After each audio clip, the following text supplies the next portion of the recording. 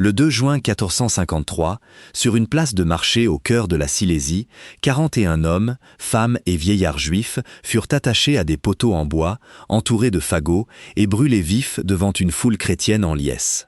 Leur rabbin, un homme nommé Pinchas, s'était déjà pendu dans sa cellule plutôt que d'affronter ce qui l'attendait. Leurs enfants leur avaient été arrachés des bras quelques jours plus tôt, traînés jusqu'aux fonds baptismaux et rebaptisés sous le signe de la croix.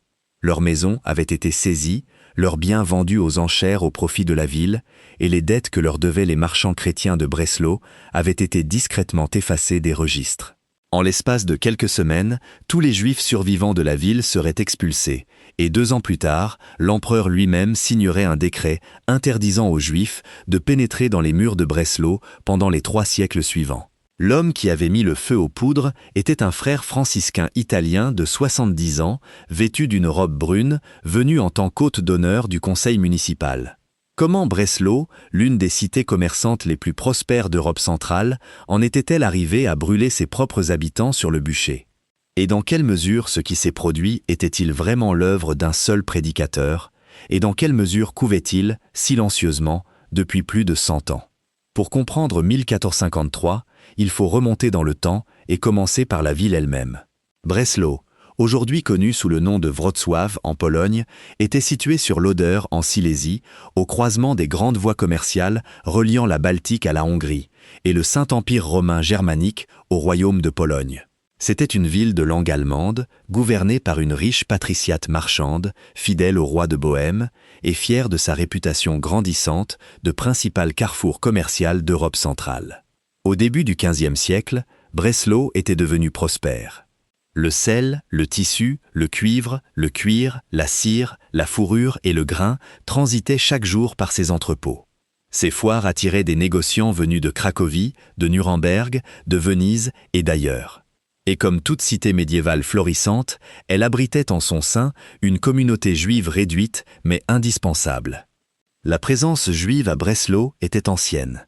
Les premières traces matérielles, une pierre tombale, remontent à l'an 1203. À la fin du XIIIe siècle, des familles juives possédaient des villages dans la campagne environnante, notamment des localités appelées Kleintins et Falkendorf. Le duc Henri IV leur avait accordé des privilèges entre 1270 et 1290, leur permettant de vivre, de pratiquer leur culte et de conduire leurs affaires sous protection ducale. La communauté possédait ses propres synagogues, un bain rituel et des cimetières. Les familles juives cuisaient leur propre pain, mariaient leurs enfants entre eux, apprenaient à leurs fils à lire l'hébreu et payaient de lourds impôts pour le privilège de vivre en paix. Mais la paix, à Breslau médiévale, était toujours précaire. Le XIVe siècle avait été brutal pour les Juifs de Silésie. En 1319, ils furent expulsés de la ville pour la première fois. Ils revinrent. En 1349, lorsque la peste noire ravagea l'Europe, les Juifs furent partout accusés d'avoir empoisonné les puits chrétiens et une vague de pogroms déferla sur les terres germaniques. Breslau s'y joignit. La communauté fut attaquée, dispersée et décimée. Des quelques 70 familles juives réputées avoir vécu dans la ville avant la peste, seuls environ 5 survécurent sur place. En 1360, ils furent de nouveau expulsés. Et chaque fois, après quelques décennies de calme, un petit nombre d'entre eux revenaient, car Breslau avait encore besoin d'eux et ils n'avaient nulle part ailleurs où aller en toute sécurité. Au début du XVe siècle, la communauté s'était une nouvelle fois reconstituée. On lui avait rendu l'usage du cimetière d'Olau, elle avait réorganisé sa vie religieuse en s'inspirant de la communauté voisine de Schweidnitz et avait même, lentement, recommencé à prospérer. Sans grandeur excessive. La communauté juive de Breslau était modeste, probablement quelques centaines de personnes, dans une ville d'environ 20 000 âmes. Mais dans leur monde étroit, les choses allaient enfin de nouveau bien. Ils payaient leurs impôts, ils fréquentaient leur synagogue, ils commerçaient, prêtaient, conduisaient leurs affaires et élevaient discrètement la génération suivante. Il faut s'imaginer à quoi ressemblait concrètement leur existence. Une famille juive à Breslau, dans les années 1440, vivait dans un quartier délimité près du centre-ville. Il leur était interdit de posséder des terres agricoles. Ils étaient en grande partie exclus des corporations de métiers chrétiennes, ce qui signifiait qu'ils ne pouvaient légalement exercer le métier de boulanger, tisserand, forgeron, ni aucun des dizaines de corps de métiers qui structuraient l'essentiel de la vie économique médiévale. L'Église, en s'appuyant sur l'Ancien Testament, avait interdit aux chrétiens de percevoir des intérêts sur les prêts consentis à d'autres chrétiens, mais cette restriction ne s'appliquait pas aux prêteurs juifs. Ce qui signifiait que pendant des siècles, de ville en ville à travers l'Europe, les Juifs avaient été poussés vers l'une des rares professions qui leur restait accessible, le prêt à intérêt. Ce rôle unique, est celui qu'il faut comprendre, car plus que toute autre chose, c'est lui qui fit d'eux des cibles. Un prêteur juif à Breslau n'était pas simplement un banquier. C'était l'homme qui finançait l'agrandissement de l'atelier, le banquet de noces, la dot, la réfection du toit, le voyage à la foire. C'était l'homme dont le grand livre contenait les noms de chaque petit noble, de chaque artisan modeste et de chaque veuve dans le besoin de la ville. Et parce que l'Église avait qualifié la perception d'intérêt de péché, l'usure, même quand les chrétiens recouraient constamment au crédit juif, chaque transaction portait en elle une sourde réprobation morale. Les Juifs étaient nécessaires, les Juifs étaient tolérés, les Juifs étaient ressentis. Les trois choses à la fois. Et en 1453, ce ressentiment allait s'embraser. Avant d'en venir au prédicateur qui arriva à Breslau ce mois de février, il faut comprendre les tensions qui couvaient dans la ville depuis des décennies. Car si l'on raconte cette histoire comme un simple récit de victimes innocentes et d'un fanatique venu de l'extérieur, on passe à côté des véritables mécanismes par lesquels une expulsion médiévale se produisait. Les Juifs de Breslau n'ont pas provoqué ce qui s'est abattu sur eux. Rien de ce qu'ils ont fait ne justifiait le moindrement d'être brûlés vifs. Mais il existait de vraies rancœurs, de vraies frictions et de vrais choix faits des deux côtés qui avaient fait monter la pression dans cette ville bien avant que Jean de Capistran franchît jamais ses portes. Commençons par l'argent. Dans les années 1440, les prêteurs juifs de Breslau et des villes silésiennes environnantes accordaient massivement des prêts à des emprunteurs chrétiens à des taux qui, selon les standards modernes, seraient considérés comme extrêmes. Les taux exacts variaient selon les régions et les clients, mais il n'était pas rare que les prêteurs juifs médiévaux pratiquent des intérêts annuels compris entre 30 et 60%, et parfois bien davantage. Les défenseurs de ces taux faisaient valoir, à juste titre, que le risque était immense, car les prêteurs juifs ne disposaient de presque aucun recours légal lorsqu'un noble chrétien refusait purement et simplement de rembourser. Il soulignait que les prêteurs chrétiens, les Lombards italiens et d'autres, pratiquaient souvent des taux comparables, voire supérieurs, lorsqu'ils existaient. Il rappelait que les intérêts devaient couvrir la menace permanente de confiscation, d'expulsion ou de massacre. Tout cela était vrai. Et rien de tout cela ne changeait ce que ressentait un artisan de Breslau qui avait emprunté une petite somme pour acheter des matières premières, qui avait pris du retard dans ses remboursements et regardait sa dette doubler en un an. Rien ne changeait ce que ressentait un chevalier qui avait engagé le domaine familial en garantie d'un emprunt pour un mariage et se trouvait dans l'incapacité de le rembourser. L'emprunteur chrétien pénétrait dans le quartier de la synagogue humilié. Il en ressortait avec le sentiment d'avoir été dépouillé. Et chaque prêtre de la ville lui enseignait, au nom de la doctrine officielle, que l'homme qui percevait ses intérêts commettait un péché mortel devant Dieu. Au-delà du prêt à intérêt, il existait d'autres frictions, plus mineures mais réelles. Certaines familles juives de la campagne silésienne avaient acquis des biens mis en gage, puis les avaient revendus, parfois aux mêmes voisins chrétiens qui en avaient été dépossédés. Le prêt sur gage, comme le prêt à intérêt, était un commerce légal et nécessaire, mais il engendrait la méfiance. Des objets volés se retrouvaient parfois dans les collections de prêteurs juifs, apportés par des voleurs chrétiens qui savaient que les prêteurs, trop démunis pour poser des questions, ne le feraient pas. Lorsque ces biens étaient par la suite identifiés, c'est l'ensemble de la communauté qui en portait la responsabilité. Les archives municipales de la région font état de cas où des familles juives furent mises en cause pour recel, et il y eut des cas où elles en étaient effectivement coupables. Non pas toute la communauté, ni même la plupart d'entre elles, mais assez de cas pour alimenter le soupçon que le quartier juif était l'endroit où finissaient les biens perdus. Il y avait aussi la question de la séparation religieuse, qui jouait dans les deux sens. Les communautés juives maintenaient des barrières strictes autour de leur propre foi. Elles ne mangeaient pas avec les chrétiens. Elles ne se mariaient pas avec eux. Elles n'assistaient pas au mariage ni aux funérailles chrétiens. La conversion hors du judaïsme était vécue, en interne, comme une forme de mort. Les chrétiens voyaient dans cet isolement la preuve que les juifs les méprisaient. Les Juifs, de leur côté, percevaient la pression constante à se convertir comme exactement le problème inverse. Les deux communautés vivaient à l'intérieur des mêmes remparts depuis des siècles, tout en se tenant mutuellement à distance. Et cette distance était constamment interprétée de part et d'autre comme quelque chose de plus sombre qu'elle ne l'était en réalité. Il y avait également des cas ponctuels où des individus juifs aggravaient considérablement la situation de leur propre communauté. De riches prêteurs juifs recouraient parfois à des méthodes de recouvrement agressives contre de pauvres débiteurs chrétiens, les traînant devant des juridictions juives favorables, Beth Din, que les emprunteurs n'avaient guère la possibilité de contester. Il y eut des cas où des juifs s'exprimaient avec dédain sur les rites chrétiens en privé, des propos qui filtraient parfois à l'extérieur pour être ensuite amplifiés en accusations de blasphème public. Des marchands juifs concurrençaient délibérément les commerçants chrétiens dans les foires, en vendant des marchandises à des prix que les membres des corporations ne pouvaient égaler, ce qui donnait à ces dernières une raison commerciale permanente de vouloir la fermeture du quartier juif. Des convertis ayant quitté le judaïsme, désireux de prouver leur nouvelle loyauté, formulaient contre leur ancienne communauté des accusations qu'ils savaient être crues. À Breslau même, comme nous le verrons, exactement ce type de converti joua un rôle décisif dans ce qui allait se produire. Et l'on trouvait, épars dans les chroniques, les noms d'individus juifs à travers l'Europe centrale pris en flagrant délit de malversation réelle, recel de biens volés, escroquerie à des emprunteurs peu méfiants, et même, dans quelques cas documentés, fraude au détriment de leur propre communauté. Rien de tout cela n'était propre aux Juifs. Les marchands chrétiens et les prêteurs chrétiens commettaient les mêmes actes, parfois pires.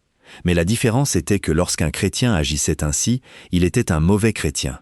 Lorsqu'un juif le faisait, il était la preuve de ce qu'étaient les Juifs. Le XVe siècle était aussi une période durant laquelle la frontière entre tolérance religieuse et exclusion religieuse se déplaçait activement à travers l'Europe chrétienne. L'Angleterre avait expulsé ses Juifs en 1290. La France l'avait fait à plusieurs reprises au cours du XIVe siècle. Les royaumes de la péninsule ibérique se dirigeaient vers ce qui allait devenir la grande expulsion de 1492. Le Saint-Empire romain germanique était un assemblage de villes et de principautés dont chacune prenait sa propre décision quant à la question de garder ou d'expulser ses Juifs. Et la tendance, au fil du XVe siècle, était massivement en faveur de l'expulsion. Spire expulsa en 1435, Zurich en 1436, Augsbourg et Düsseldorf en 1438, la Haute-Bavière en 1442, Utrecht en 1444. Le schéma était si constant qu'au moment où Capistran entreprit sa tournée de prédication au début des années 1450, la question à laquelle faisaient face de nombreuses villes d'Europe centrale n'était plus de savoir si elles devaient expulser leur communauté juive, mais quand et sous quel prétexte. Breslau n'échappait pas à ce courant. C'était, à bien des égards, une ville mentalement préparée à faire ce qu'elle s'apprêtait à faire. La classe marchande de Breslau, apeurée, endettée, religieusement anxieuse et discrètement animée par ses propres intérêts, attendait, sans le savoir, que quelqu'un lui en donne la permission. Les Juifs de la ville, occupés à leur vie quotidienne, payant leurs impôts, fréquentant leur synagogue, ne le savaient pas non plus. Ils croyaient que la protection du roi de Bohême tiendrait. Ils croyaient que le conseil municipal, qui avait pris leur argent et leur avait accordé des privilèges pendant des décennies, tiendrait parole. Ils se trompaient sur les deux points. Il y avait enfin la dimension politique. Breslau, dans les années 1450, était gouverné par un conseil municipal dominé par la patriciate marchande. Des hommes qui devaient personnellement de l'argent à des prêteurs juifs et qui savaient que si la communauté juive pouvait être éliminée, toutes les dettes inscrites dans ces registres en hébreu seraient soit annulées, soit redirigées vers les caisses de la ville. Le même calcul valait pour l'évêché environnant, pour les nobles, et pour quiconque avait un solde dû de l'autre côté du quartier juif. La logique mathématique de l'expulsion n'avait rien de subtil. Se débarrasser des Juifs, c'est ne pas avoir à les rembourser. Ce n'était pas l'unique motif, et pour beaucoup de ceux qui émeutèrent et brûlèrent, ce n'était probablement même pas un motif conscient. Mais pour les hommes siégeant dans les salles du conseil, qui décidèrent du déroulement du procès, de qui serait arrêté et de quel chef d'accusation serait retenu, cette logique financière siégeait discrètement au fond de chaque décision. L'enjeu n'est pas de dire que les Juifs de Breslau méritaient ce qui leur est arrivé. Ils ne le méritaient pas. L'enjeu est de dire qu'en 1453, la ville était saturée de rancœur, de dettes, de soupçons, d'angoisses religieuses et de calculs financiers inavoués, tous dirigés contre une petite communauté qui vivait en son sein. Le bûcher avait été dressé, pièce par pièce, sur plus d'un siècle. Il ne fallait plus que la bonne voix, au bon moment, prononçant les bons mots, pour y mettre le feu. Cette voix allait arriver d'Italie. Il s'appelait Giovanni da Capestrano. Les Allemands l'appelaient Johannes Capistran. Les Polonais, Jan Capistran. Le monde anglophone le connaît sous le nom de John of Capistrano, Jean de Capistran. Et au moment de sa canonisation comme saint catholique, en 1690, son rôle dans ce qui s'était passé à Breslau avait été discrètement retranché de la plupart de ses biographies officielles. Il naquit en 1386 dans la région italienne des Abruzes, fit des études de droit, se maria brièvement, puis, après avoir été fait prisonnier lors d'une guerre régionale, prononça ses vœux religieux et entra dans l'ordre franciscain. Il passa les décennies suivantes à devenir l'un des prédicateurs les plus célèbres d'Europe. En février 1453, quand il arriva à Breslau, il avait 67 ans. Il avait exercé les fonctions d'inquisiteur pontifical en Sicile. Il avait été envoyé par le pape pour combattre les hérétiques hussites en Bohême. Il avait parcouru la Bavière, la Thuringe, la Saxe et l'Autriche, en prêchant, attirant des foules si considérables qu'aucune église d'Europe centrale ne pouvait les contenir. Et il avait acquis, au fil de sa carrière, une réputation que les chroniqueurs de son époque désignaient par l'expression « le fléau des Juifs ». De ville en ville, son arrivée avait été suivie de l'abolition des privilèges juifs, du brûlement des livres juifs, de l'imposition de l'insigne jaune sur les vêtements des Juifs et dans certains endroits de l'expulsion pure et simple de communautés juives entières. Les ducs bavarois Louis et Albert avaient chassé leurs Juifs sous son influence en 1452. L'évêque de Würzburg en avait fait de même. Au moment où Capistrano atteignit la Silésie, sa méthode était devenue presque un protocole, et ses hôtes savaient très exactement ce à quoi ils s'invitaient. Breslau l'invita néanmoins. Les chroniqueurs de la ville consignèrent qu'il fut accueilli avec un faste davantage réservé à un prince en visite qu'à un frère errant. Il s'installa dans ce qui est aujourd'hui le Plac Saulny, le marché au sel, au cœur de la vieille ville. Il commença à prêcher chaque jour en l'église Sainte-Élisabeth, la plus grande église de la cité.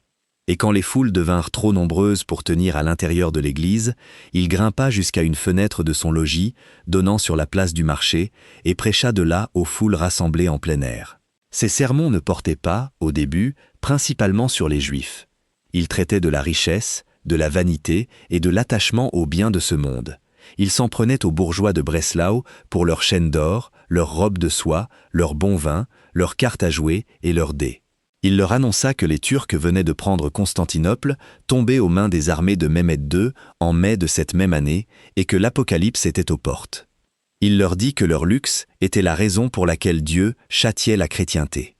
Et ses auditoires, terrifiés et exaltés, commencèrent à apporter leur luxe sur la place devant sa fenêtre et à les entasser. Les bûchers démarrèrent modestement, quelques cartes à jouer, quelques cornets à dés, puis des jeux de société, des vêtements fins, des bijoux, des livres, des instruments de musique, tout ce que le prédicateur jugeait pécheur. Les flammes brûlèrent sur la place pendant des semaines. Le chroniqueur Peter Eschenlohr, qui vivait alors à Breslau, consigna le spectacle avec émerveillement. C'est la partie de l'histoire que l'on nommait dans la version où Capistrano n'est qu'un fanatique, et elle a son importance, car l'homme connaissait son auditoire. Il n'arriva pas à Breslau en criant contre les Juifs.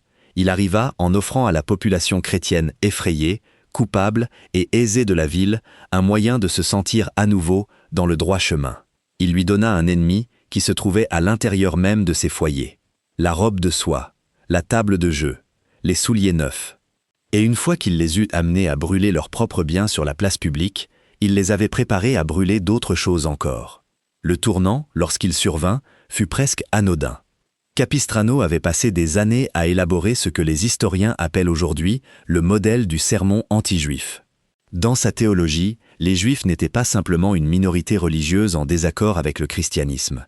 C'était le peuple qui avait tué le Christ, qui continuait à le tuer symboliquement par son refus de se convertir, et dont la seule présence dans les villes chrétiennes souillait les espaces qu'ils habitaient. Il prêchait que les Juifs lisaient mal leurs propres écritures. Il prêchait qu'ils n'avaient aucun droit à une existence sociale ou économique parmi les chrétiens. Il prêchait que les princes qui recouraient aux prêts juifs commettaient un péché contre leur propre âme.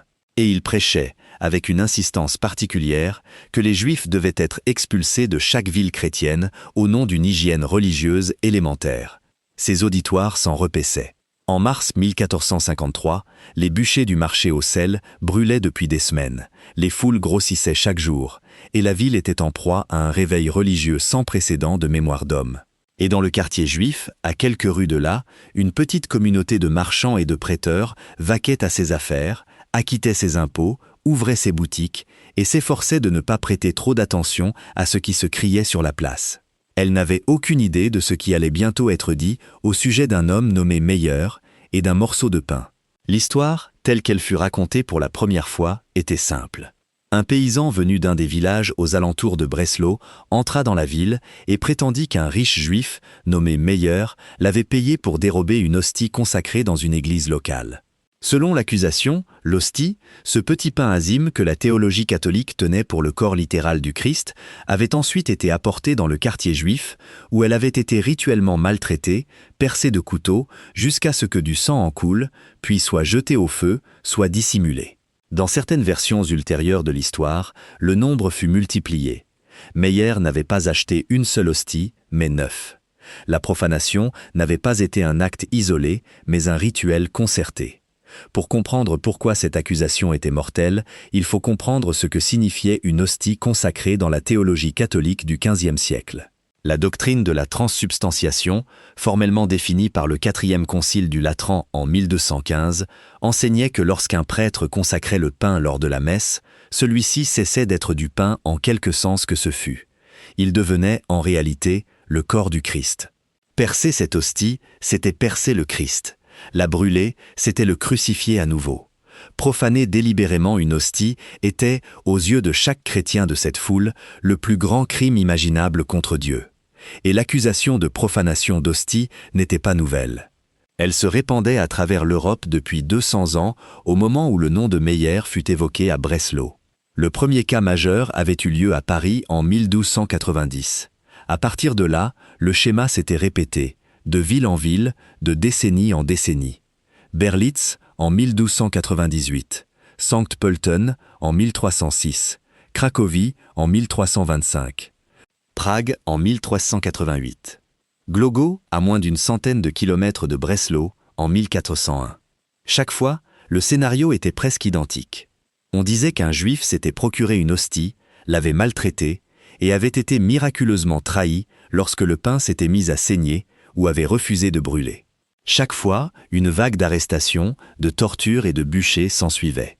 L'historienne Miri Rubin, qui a étudié ces cas en détail, a montré qu'ils obéissaient à une structure narrative cohérente qui n'avait presque rien à voir avec des événements réels et presque tout à voir avec les angoisses des chrétiens concernant leurs propres rituels. Que l'incident de Breslau se soit réellement produit, sous quelque forme que ce soit, est impossible à établir. Les archives ont été rédigées entièrement par les accusateurs. Aucune défense juive n'a survécu. Ce que nous savons, c'est ce que les chroniqueurs de l'époque consignèrent, et voici ce qu'ils consignèrent. Le paysan se présenta. L'accusation parvint au conseil municipal. Le conseil, avec Capistrano, siégeant désormais au cœur de l'affaire, en qualité d'expert résidant en matière d'hérésie et de méfaits juifs, prit la charge au sérieux. Et puis, comme si la première accusation ne suffisait pas, une deuxième voix se fit entendre pour la confirmer. C'était une femme juive convertie au christianisme. Son nom n'a pas été conservé dans les sources. Ce qui a survécu, c'est ce qu'elle dit. Elle accusa ses anciens coreligionnaires d'avoir jeté des hosties consacrées dans le feu, de s'être moqués de la messe en privé et de tenir la foi chrétienne en mépris. Venant de quelqu'un qui avait grandi au sein de la communauté juive, qui en connaissait la langue, les coutumes et les rituels de l'intérieur, son témoignage fut tenu pour accablant. Qu'elle ait menti pour s'attirer les faveurs de sa nouvelle église, qu'elle ait subi des pressions, qu'elle ait réellement cru avoir été témoin de quelque chose, ou qu'il y ait eu quelques parcelles de vérité dans ses propos, aucun historien ne peut aujourd'hui le dire.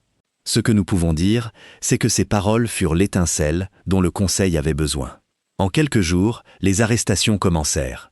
Les premiers à être appréhendés furent les représentants de la communauté juive, les anciens et les marchands les plus aisés qui servaient de porte-parole officielle de la communauté auprès de la ville. Parmi eux se trouvait Meyer, l'homme désigné dans l'accusation initiale.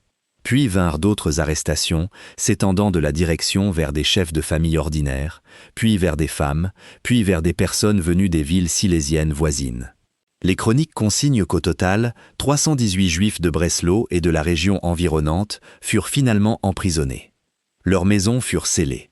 Leurs biens furent confisqués, non à titre de pièces à conviction, mais en tant que propriété de la ville, versés au trésor municipal. Leurs livres de comptes, les registres dans lesquels chaque dette chrétienne envers un prêteur juif avait été consignée, furent également saisis. Et puis Jean de Capistran, le franciscain errant, l'inquisiteur muni d'un mandat pontifical, l'homme qui prêchait sur la place depuis des semaines, se vit confier pleine autorité sur l'enquête. Le frère qui avait répété chaque jour à la foule que les Juifs étaient les ennemis du Christ, était désormais le juge chargé d'établir si les Juifs de Breslau avaient commis un crime contre le Christ. L'issue du procès était, en tout état de cause, déjà décidée avant que la première question fût posée. Ce qui suivit ne prétendit même pas être justice. Les procès médiévaux, en particulier les procès inquisitoriaux menés par des franciscains formés comme Capistrano, n'exigeaient pas de preuves au sens moderne du terme. Ils exigeaient des aveux. La théorie juridique de l'époque voulait que la vérité résidât à l'intérieur de l'accusé, et que le travail de l'enquêteur consista simplement à l'en extraire, par tous les moyens qui s'avéreraient nécessaires. Et en 1453, les moyens qui s'avérèrent nécessaires étaient les mêmes qui s'étaient avérés nécessaires dans chaque autre affaire de profanation d'hostie avant celle-ci. La torture. Les chroniqueurs ne décrivent pas en détail ce qui fut infligé aux prisonniers à Breslau. Ils n'en avaient pas besoin. Les méthodes employées par les tribunaux inquisitoriaux à cette époque étaient bien documentées et régulièrement appliquées. La strapade, strapado, par laquelle l'accusé était suspendu par des cordes attachées aux poignets dans le dos, souvent lestés de poids, provoquant la luxation des épaules. Le chevalet, les brodequins, l'application du feu sous la plante des pieds, la privation de sommeil, la menace d'infliger le même traitement aux membres de la famille. Le tout pratiqué dans des cellules obscures, par des hommes qui croyaient sincèrement, pour beaucoup d'entre eux, accomplir l'œuvre de Dieu. Cela fonctionna comme cela avait toujours fonctionné. Lentement, un à un, les accusés se mirent à avouer. Ils avouèrent avoir acheté l'hostie. Ils avouèrent l'avoir percée de couteau. Ils avouèrent avoir vu du sang en couler. Ils avouèrent avoir prié par dérision au-dessus d'elle, l'avoir jetée dans des feux, l'avoir enterrée dans des caves. Certains dénoncèrent d'autres juifs comme complices. Les accusations s'élargirent, entraînant de nouveaux prisonniers, qui furent alors torturés, qui avouèrent et dénoncèrent à leur tour d'autres complices. La liste des accusés s'allongeait chaque jour.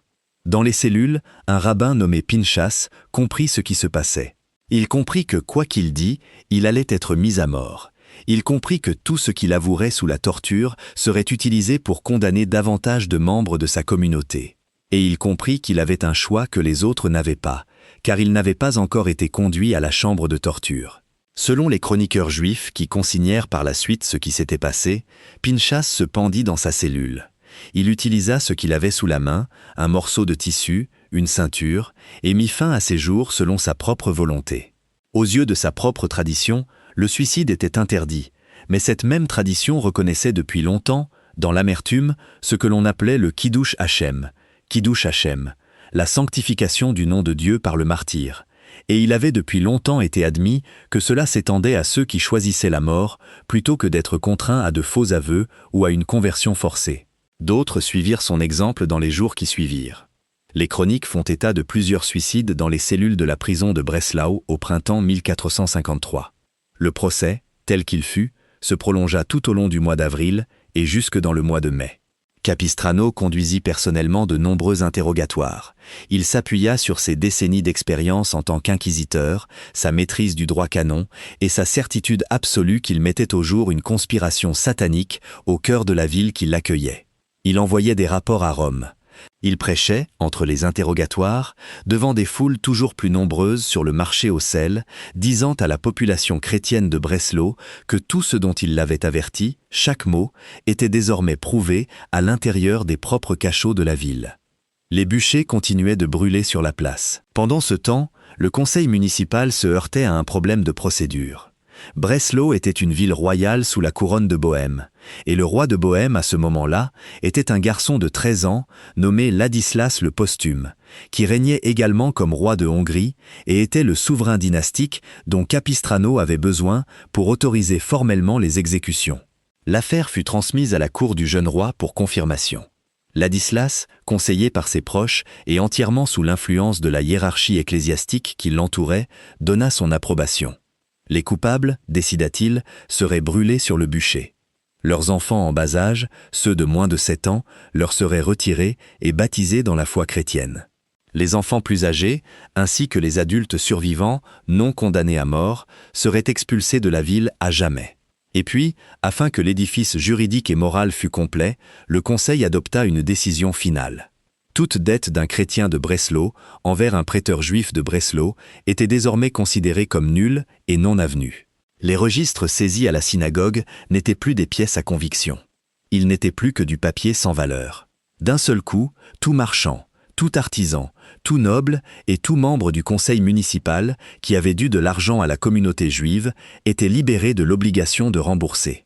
La logique économique, qui avait toujours siégé tranquillement sous les accusations religieuses, se révélait à présent au grand jour, et les hommes qui en bénéficiaient n'eurent pas un moment d'hésitation.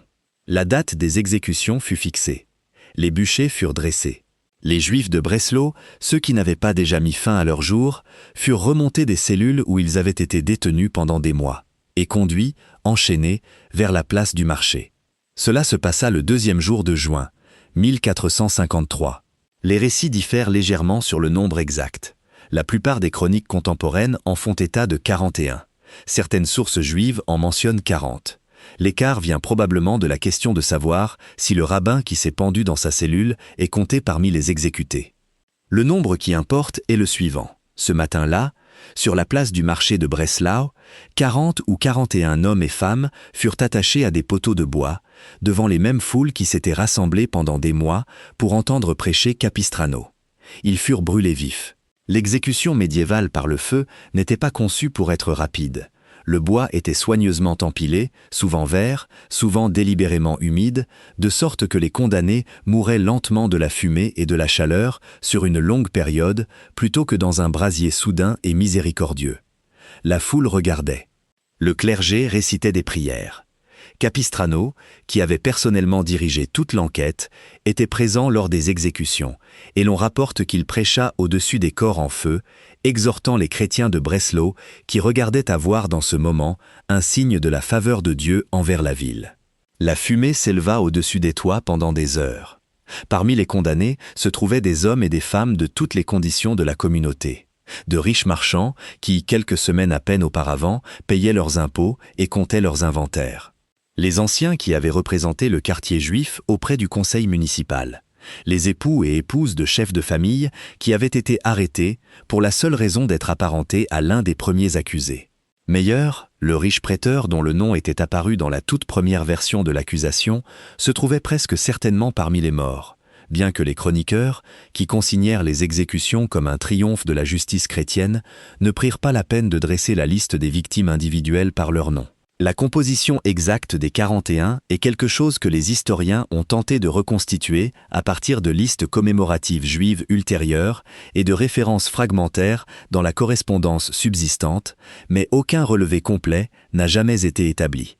Ce que nous savons, c'est le total. 41 poteaux, alignés, sur le marché d'une riche ville d'Europe centrale, à l'été 1453. Derrière le spectacle public, les détails les plus pénibles étaient pris en charge. Les enfants en bas âge des exécutés, ceux de moins de 7 ans, furent retirés aux proches ou voisins qui s'en occupaient et conduits dans les églises de la ville. Ils y furent baptisés de force, reçurent de nouveaux prénoms chrétiens et remis à des foyers catholiques ou à des monastères pour être élevés dans la foi chrétienne. Ils ne reverraient jamais leur famille. La mémoire historique perd la trace de la quasi-totalité d'entre eux. Ils devinrent, en quelque sorte, des disparus. Leur vie continua, mais en tant que personnes différentes, dans des maisons différentes, sous des noms différents. Les enfants plus âgés, ceux de plus de 7 ans, furent jugés par l'Église assez grands pour avoir compris ce qui avait été fait dans leur communauté. Ils ne furent pas baptisés. Ils furent expulsés. Avec les Juifs adultes restants de Breslau, ceux qui n'avaient pas été condamnés mais qui ne pouvaient être autorisés à demeurer, ils reçurent un délai, puis furent chassés de la ville. Ils partirent à pied, en charrette, avec les biens que la ville n'avait pas saisis, ce qui, dans la plupart des cas, ne représentait rien de valeur. Les archives ne les nomment pas. Ils formèrent une colonne de réfugiés parcourant les routes de Silésie à la recherche d'une ville quelconque qui accepterait de les laisser s'arrêter et tenter de recommencer. Beaucoup d'entre eux finirent dans de plus petites communautés silésiennes comme Schweidnitz ou gagnèrent l'Est vers le royaume de Pologne où le roi Casimir IV maintenait encore les protections juridiques accordées pour la première fois aux Juifs polonais au siècle précédent. Mais même ces protections polonaises étaient désormais sous pression. Car Capistrano ne s'arrêta pas à Breslau. Dès que les bûchers furent éteints, il se rendit à Cracovie où il rencontra l'archevêque polonais Zbigniew Olesnicki. Et tous deux commencèrent à faire pression sur le roi Casimir IV pour qu'il révoque les privilèges juifs qui n'avaient été réaffirmés que 6 ans plus tôt, en 1447. Capistrano alla jusqu'à menacer personnellement le roi, lui annonçant que s'il résistait, il souffrirait les tourments de l'enfer et attirerait le désastre militaire sur son pays. Casimir refusa d'abord. Mais lorsque l'armée polonaise fut défaite en septembre 1454, lors de la guerre contre l'ordre teutonique, bon nombre de ses conseillers et évêques dirent au roi que la défaite était le châtiment de Dieu pour sa tolérance envers les Juifs. Sous cette pression, en 1454, Casimir accepta de suspendre bon nombre des privilèges accordés par sa charte, bien qu'il en restaura plus tard la plupart. La pression atteignit les Juifs polonais non seulement par le biais de mesures légales, mais aussi par l'ombre que Capistrano projetait sur l'Europe centrale depuis 2 ans.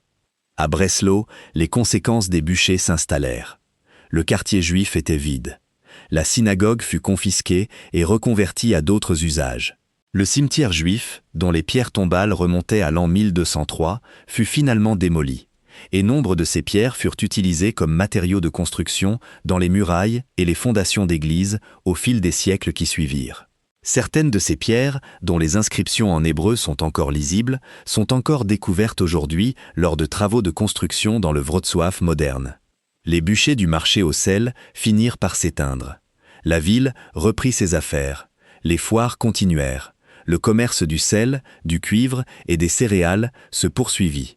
Mais la ville avait changé d'une façon sur laquelle les hommes qui avaient ordonné le procès comptaient discrètement. Les dettes avaient disparu, les prêteurs avaient disparu, et la communauté juive de Breslau, qui avait été bâtie et reconstruite au fil de 2 siècles et demi, n'existait simplement plus. Le sceau administratif définitif vint 2 ans plus tard. En 1455, le saint-empereur romain germanique Frédéric III accorda à la ville de Breslau un privilège impérial connu sous le nom de privilegium de non tolerandis Judaeis. La formule, en latin, signifiait le privilège de ne pas tolérer les Juifs. Il s'agissait d'un acte juridique formel émanant de la plus haute autorité séculière d'Europe centrale, et ce qu'il autorisait Breslau à faire était d'interdire à toute personne juive de vivre dans ses murs, de façon permanente. Le privilège ne faisait pas que confirmer l'expulsion de 1453. Il rendait la ville légalement Judenrein, exempte de juifs, à partir de ce moment, et il donnait au conseil municipal le droit de faire appliquer cette interdiction en vertu du droit impérial. L'octroi n'était pas gratuit. Breslau le paya. Les privilèges impériaux de cette nature étaient vendus par la chancellerie impériale, et le conseil municipal, richement pourvu des biens saisis de la communauté juive exécutée et des dettes annulées de tous les débiteurs chrétiens, avait les moyens de payer ce que la cour de Frédéric III exigeait. Le chroniqueur Peter Eschenlohr, écrivant depuis la ville dans les mois qui suivirent, consigna la satisfaction du conseil quant à cet arrangement. Breslau avait acheté sa propre pureté morale, et elle l'avait fait avec l'argent des Juifs. Dans les semaines qui suivirent immédiatement les exécutions, la ville s'attela au travail pratique du partage des dépouilles. Les maisons juives, qui avaient été scellées dès le début des arrestations, furent inventoriées par les fonctionnaires municipaux. Leur contenu fut vendu aux enchères ou distribué aux membres du conseil et au clergé qui avaient été le plus impliqués dans le procès. Les bâtiments eux-mêmes furent soit vendus à des acheteurs chrétiens, soit directement transférés à la propriété municipale. La synagogue fut déconsacrée selon le rite chrétien, puis affectée à d'autres usages. Le bain rituel juif fut démoli. Le cimetière de la communauté fut placé sous la juridiction de la ville, et au cours des décennies suivantes, ces pierres tombales furent brisées et réutilisées comme pavés, fondations et maçonnerie d'églises à travers la ville. Certaines de ces pierres, dont les inscriptions en hébreu sont encore lisibles, sont encore découvertes aujourd'hui lors de travaux de construction dans le Wrocław moderne. Les livres de comptes, l'objet le plus précieux saisi par le Conseil, furent discrètement examinés par des clercs tout au long de l'été et de l'automne 1453. Chaque débiteur chrétien, dont le nom figurait dans ces registres, vit son obligation soit annulée purement et simplement, soit transférée à la ville, qui effaçait ensuite la dette en récompense de la loyauté civique ou la recouvrait à une fraction du taux d'intérêt initial. La logique financière, qui sous-tendait silencieusement le procès depuis le début, se déroula alors en plein jour. Les riches emprunteurs se retrouvèrent libres de dettes. La ville se retrouva plus riche. Capistrano, dans sa propre correspondance, traita l'ensemble de la transaction comme une confirmation de la justice divine. La seule exception inscrite dans le privilège impérial de 1455 concernait les grandes foires. 2 fois par an, pendant les saisons commerciales, les marchands juifs de Pologne, de Bohême et des territoires environnants étaient autorisés à entrer à Breslau pour la durée de la foire, à conduire leurs affaires, puis à repartir avant que les portes ne se ferment à la fin de la période d'échange. Ils ne pouvaient pas rester la nuit en dehors des dates de foire. Ils ne pouvaient pas posséder de biens dans la ville. Ils ne pouvaient pas amener leur famille. Leur présence à l'intérieur des murs était traitée comme une nécessité commerciale temporaire et encadrée, et rien de plus. Cet arrangement, avec de très légères modifications, se maintint pendant près de 3 siècles. Des marchands juifs visitaient Breslau pour les foires. Un petit nombre d'entre eux, en particulier ceux dont les services étaient jugés indispensables à la monnaie impériale ou au commerce avec la Pologne et la Bohême-Moravie, se virent finalement accorder des droits d'établissement limités en tant que Schutzjuden, juifs protégés, à la fin du XVIIe siècle. Mais l'interdiction formelle resta en vigueur. Il n'y eut aucune communauté juive à Breslau, au sens organisé du terme, pendant toute la période comprise entre 1453 et 1744, lorsque Frédéric II de Prusse, après sa conquête de la Silésie, autorisa enfin les Juifs à former une communauté reconnue dans la ville. Quant à Capistrano, il ne resta guère plus longtemps en Silésie. Après son œuvre à Breslau et à Cracovie, il se tourna vers le sud, en direction de la menace nouvelle, et bien plus pressante que représentait la chute de Constantinople. Il passa les dernières années de sa vie à prêcher une croisade contre les Turcs ottomans, et en 1456, à l'âge de 70 ans, il se tint aux côtés du commandant hongrois Jean Hunyadi lors du siège de Belgrade, où les forces chrétiennes remportèrent une victoire décisive contre l'armée du sultan Mehmed II. Capistrano mourut de la peste quelques mois plus tard, en octobre 1456, dans un monastère franciscain situé dans ce qui est aujourd'hui la Croatie. Il fut béatifié par l'Église catholique en 1690, 237 ans après les bûchers qu'il avait personnellement dirigés sur le marché au sel de Breslau. Les 41 Juifs qui moururent le matin du 2 juin 1453 furent inhumés dans une fosse commune dont l'emplacement exact n'a jamais été identifié. Leurs noms ne furent consignés dans aucun document parvenu jusqu'à nos jours. Le rabbin Pinas, qui se pendit dans sa cellule plutôt que d'être contraint à mentir sous la torture, est le seul des morts dont le nom traverse encore la mémoire historique. Les autres, les marchands, les chefs de famille, les anciens, les femmes, les hommes convoqués comme témoins, puis accusés à leur tour, toute la communauté juive de Breslau, telle qu'elle existait au printemps de cette année-là, avait disparu. Sur le marché au sel au cœur de Wrocław, là où Capistrano avait prêché, les bûchers furent éteints. La ville passa à autre chose. Si vous avez trouvé cette histoire intéressante, la prochaine vidéo va vous stupéfier. Cliquez ici pour la regarder maintenant.